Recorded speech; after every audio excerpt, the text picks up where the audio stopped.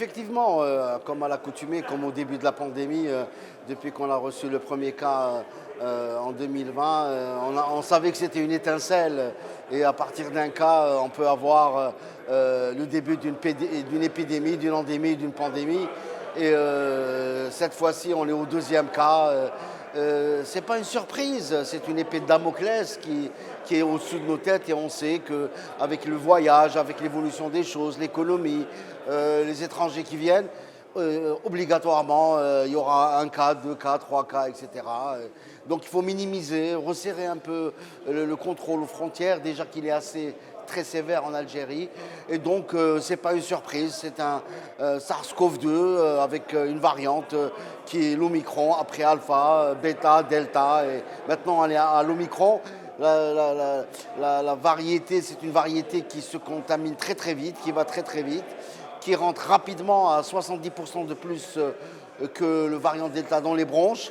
Mais aux premières études scientifiques, il paraît qu'elle fait moins de dégâts sur le poumon, ça nous rassure un peu, mais sa capacité de circulation, elle est hyper rapide. Restons optimistes, n'allons pas dans le scénario catastrophe.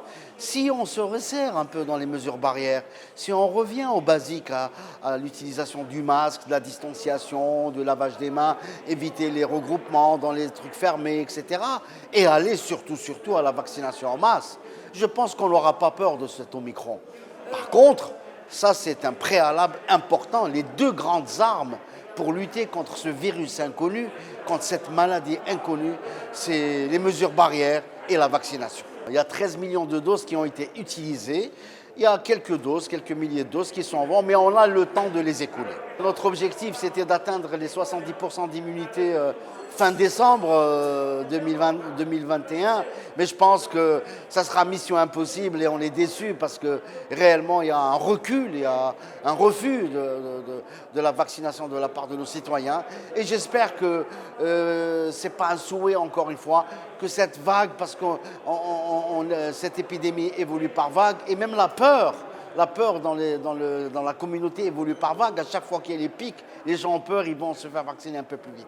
Mais là, il faut se préparer réellement à cette épidémie. On prédit des pics au début de janvier, vers le 2 janvier, vers la première semaine, la deuxième de janvier. Donc il faut se préparer avec la vaccination et l'application stricte des mesures barrières. Tout a été fait, on a fait l'évaluation, on a vu ce qui a marché, ce qui n'a pas marché. Et là, c'est clair que dans les hôpitaux, on est prêt, les gens sont encore motivés.